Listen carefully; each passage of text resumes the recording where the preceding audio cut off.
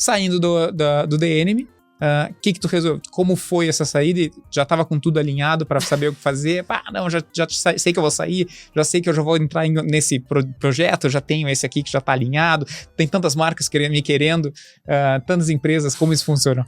Olha, foi muito desesperador, na verdade, porque eu tava no The Enemy já fazia quase 3 anos, e eu recebi essa notícia de que, a gente vai fazer algumas mudanças de contrato, a gente ainda continua amigos, mas não estamos mais namorando. Ok. E foi mais ou menos isso. Sim. E aí, eu recebi essa notícia em março, mas só terminaram de fato comigo em junho. Sim. E aí, de março a junho, eu me preparei. Mas em março, eu tava maluca. Assim, na verdade, foi mais ou menos metade de fevereiro. Então, eu tive um certo tempo para me planejar. Na época, eu fui atrás de... Como o Omelete que cuidava das minhas redes sociais, Sim. em termos de agenciamento, né? O Omelete que me agenciava, eu já fui procurando uma outra empresa para me agenciar. E aí, nisso, eu entrei na arte hoje. Hoje, eu sou agenciada pelo Renato Tribuzzi. Legal. Então, assim, isso foi uma coisa que eu alinhei nessa época mesmo. E aí, eu comecei o mais rápido possível a investir muito mais no meu próprio conteúdo. Porque a minha ideia realmente é essa, que eu consiga, de fato, me conectar com marcas, com plataformas, com programas diferentes, mas que o meu foco seja as coisas que eu tô fazendo. Porque senão, se uma marca acaba, ou se o contrato acaba, ou se uma plataforma não gosta mais de mim, enfim, todas as possibilidades do mundo, Sim. eu ainda tô tranquila, ou pelo menos tenho onde me amparar. Então, nessa época, eu fiquei muito desesperada, achando que ia dar tudo errado.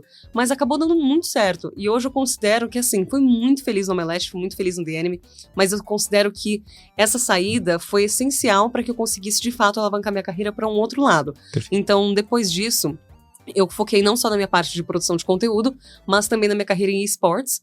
E eu lembro que poucos meses depois que eu saí do Omelete, eu comecei a apresentar o Major de Atlanta, a cobertura do Major de Atlanta, que tá aqui do Brasil, Sim. que foi o Major de Rainbow Six, que aconteceu em 2023. E foi também a primeira vez que eu trabalhei com a Ubisoft, então foi um momento muito interessante. E logo em seguida, eu também fiz o Six Invitational, que foi um mundial de Rainbow Six, o campeonato mais importante que eles têm no circuito durante o ano, que aconteceu aqui no Brasil, em São Paulo. E aí eu apresentei lá no Ibirapuera, foi muito, muito legal. Incrível. E aí foi o meu primeiro campeonato mundial apresentado e tudo mais.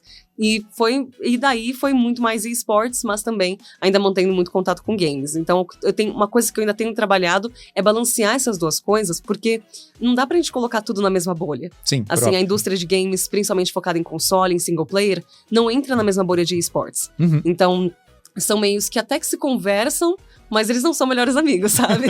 Então, é difícil pra mim ainda estabelecer onde eu foco cada uma dessas coisas, mas foi um momento muito especial, porque logo depois disso eu também fui pro México e depois pra Dinamarca pra cobrir Major de Copenhagen, que aí foi de CS, depois eu fui pra Sérvia pra cobrir coisa de CS também, então foi um processo muito, muito interessante, e essa transição eu esperava anos pra fazer. Eu acho que também o Cebolão, que foi aquele campeonato que eu apresentei na CCXP, ele foi parte disso, porque aí eu também tive um certo contato com o LoL. E eu amo games, eu amo esportes, e é muito difícil pra mim escolher algum deles, então eu quero fazer os dois. E eu acho que ter essa saída do Omelete foi assim, excepcional para que eu conseguisse manter esse equilíbrio entre essas duas partes, sabe? Então, fico muito grata pelo tempo que eu passei lá. Amo todo mundo de lá. Acho que todo mundo que já saiu do Omelete tem essa ideia. Lembra com muito carinho por conta muito das pessoas, sabe? Sim. A empresa, claro, foi muito feliz lá, mas as pessoas que estão por lá, muitas vezes são o que constroem todo aquele ambiente. E, nossa, foi uma experiência sensacional. E eu sinto falta, de vez em quando, dar uma saudadezinha e aí a gente marca uma cerveja. Pronto, sabe? resolvido. Resolvidíssimo. Mas foi um momento de muito desespero no começo, que depois tudo se resolveu e acho que foi um excelente passo pra mim. Legal. Bem, a gente parte desse ponto de agora tu é uma apresentadora de majors e uma apresentadora internacional que nem tanto ainda. E o teu objetivo agora é seguir apresentando, fazendo isso. Tu criaste também o teu programa. Como é que foi essa questão da criação do programa? Então, o Bom Dia Minha Vida, que é um programa de notícias, eu criei ele em janeiro do ano passado, em janeiro de 2024. E ele surgiu como um programa de segunda a sexta. Já faz um ano. Já faz um ano, fez um ano ontem, e eu não postei nada. Olha só. Olha só. Eu criei esse programa para ser um programa de segunda a sexta, de notícias de games. Assim, todo dia, 10h30 da manhã, só em áudio. e uma thumbnailzinha feita no Canva e seja feliz. E assim, pra mim, era um formato que eu consegui manter por alguns meses. Muitos meses. Assim, por uns 6 meses eu consegui manter esse formato e falhando até que pouco, considerando a frequência que ele tinha e que eu fazia a maior parte das coisas sozinha. Sim. Eu tinha uma ajuda também em um certo momento com o roteiro, principalmente quando eu saía pra viajar. Então, quando eu passei 2 semanas na Dinamarca cobrindo Major, teve Bom Dia Minha Vida todo santo dia. Então, assim... Gravava de madrugada. Exato. Não, pior que assim, a gente tava na Dinamarca, eu acho que eu tava 4 horas atrás, na frente? Na frente. Então, nossa, eu gravava tranquila, 2 horas da tarde, pro negócio sair 10 horas da manhã, tranquilíssima. Mas foi definitivamente um processo um pouco difícil. E aí eu pensei em mudar algumas coisas do formato, e aí em outubro ele se tornou um programa ao vivo e também em vídeo. Ele continua sendo um monólogo, ele continua sendo só eu, e às vezes eu chamo uma outra pessoa, às vezes rola uma entrevista, às vezes a Carol aparece por lá também, em um quadro que a gente tem. Só que eu ainda tô pensando comigo em algumas questões do Bom Dia Minha Vida, tem muita coisa que eu quero reestruturar esse ano, para que ele se torne uma coisa um pouco mais prática de fazer, porque é muito difícil você virar um programa de notícia semanal, Sim. porque tem muito programa de notícia semanal. Sim. Então, a audiência dele acabava sendo um pouco melhor quando era um programa diário, de uns 20 minutinhos, do que agora que ele é um programa semanal de 1 hora.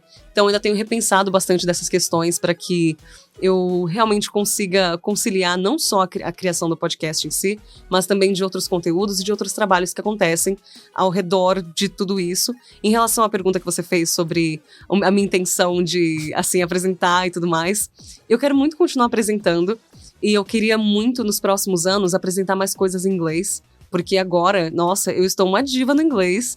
Eu tô até cansada, eu tô sonhando em inglês, minha cabeça tá cansadíssima disso. Na verdade, eu não sonho em inglês ainda. Mas eu tô feliz de não sonhar em inglês. Não quero isso na minha cabeça enquanto eu tô dormindo. Mas quando eu tô acordada, minha cabeça geralmente tá pensando em inglês. Muito bem. Então eu quero muito fazer essa transição. Ainda quero, claro,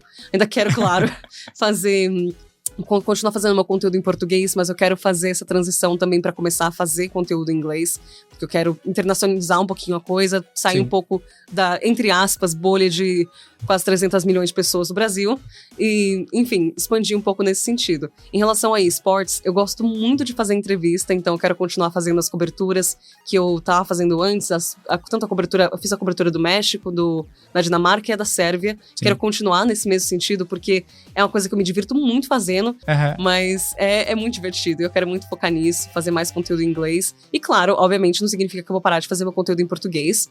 Assim, tanto o Bom Dia Minha Vida, quanto meus conteúdos que eu faço nas redes sociais, no meu dia a dia, eles com certeza vão continuar. Até porque eu ainda falo português, né? Então, assim... por enquanto. Exato. E minha dicção não é tão boa assim em inglês. Então, eu preciso trabalhar nisso. Sim. Existe um Exato. Muito bom, muito bom.